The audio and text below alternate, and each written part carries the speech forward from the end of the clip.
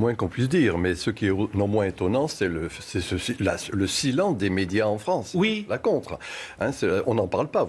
J'ai absolument, écouté, mais oui, etc. exactement. Tout simplement, en gros, cette psychopandémie commence à prendre haut de toutes parts. Et il y a ces exemples à Ottawa, mais on va en avoir également en France, un peu plus. En France, ça prend pas quand même. Il y a des manifestations. Moi, je rends attentif à des petites choses dont on ne parle pas, ces rassemblements juvéniles, musicaux, les espèces les manifestations également. Il n'y a pas grand monde le samedi. Et Florian fait dire qu'il n'y a pas grand monde. Non, mais ne dites pas tout à fait cela. Moi, c'est 100 000 personnes. Je me rends compte, moi, quand je suis dans mon petit village Chévenol, je vous assure que ça fait écho, cela, même si à côté de chez moi, 3000 habitants, il y a entre 200 et 500 personnes qui vont manifester chaque samedi. Vous voyez, on ne peut pas dire que ce soit négligeable, à mon avis. Ce qui est important, et ça rentre pour moi dans la faillite des élites actuellement, c'est une espèce d'endogamie entre des politiques déphasés et des journalistes qui ne sont que des perroquets.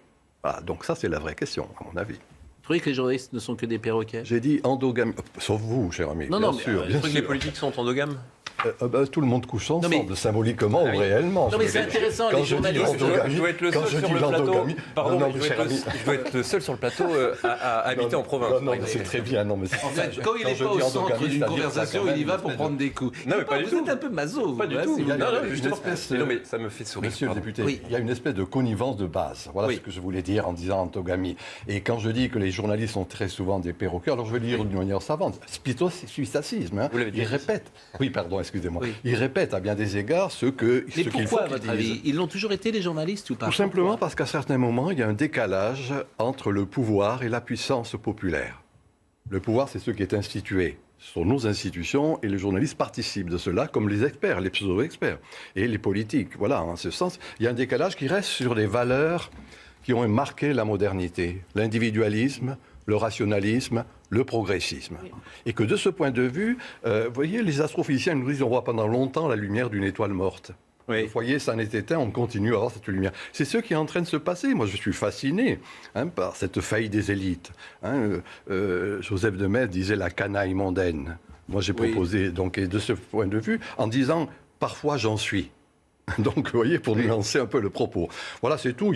Alors, oubliez le mot endogamie, etc. Enfin, retenons qu'il y a quand même une espèce de connivence qui traduit le fait qu'il y a un décalage très fort entre la sagesse populaire, qui, elle, ne se laisse plus faire, et que donc voilà, c'est tout. Et qui cause toujours, tu m'intéresses. Mais là, oui, mais alors, moi j'entends ce que vous dites, la sagesse populaire qui se laisse plus faire. Mais bon, il va y avoir des élections, là, manifestement, aujourd'hui. Tout ça ne se traduit pas en termes d'élections, en termes de voix. Écoutez, cher ami, ces élections, il va falloir voir le nombre d'abstentions.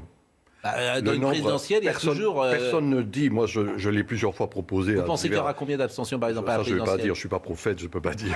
Oui, mais non, c'est trop facile. Parce qu'une présidentielle, elle n'est jamais à moins de 75% de participation. J'entends. À côté de ces abstentions, il y a ceux dont personne ne parle, les non-inscrits sur les listes électorales. Oui.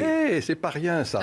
On l'évalue, au ministère de l'Intérieur, on l'évalue entre 15 et 20%. Additionner l'abstention et les non-inscrits, où est la représentation politique? Moi, je rappelle toujours que cette grande dame de la pensée qui a Hannah Arendt, quand elle parle de l'idéal démocratique, elle dit « J'ai une représentation philosophique, j'arrive à vous convaincre, vous me donnez votre voix, représentation politique. » Alors, représentation philosophique, peu importe, c'est-à-dire un ensemble d'idées. Actuellement, ce n'est plus le cas, et du coup, il y a ce processus. Alors, je dis abstention, non-inscrit, toute chose qui fait que je ne me reconnais plus dans la représentation. Voilà. En tout cas, un élu, une fois le parti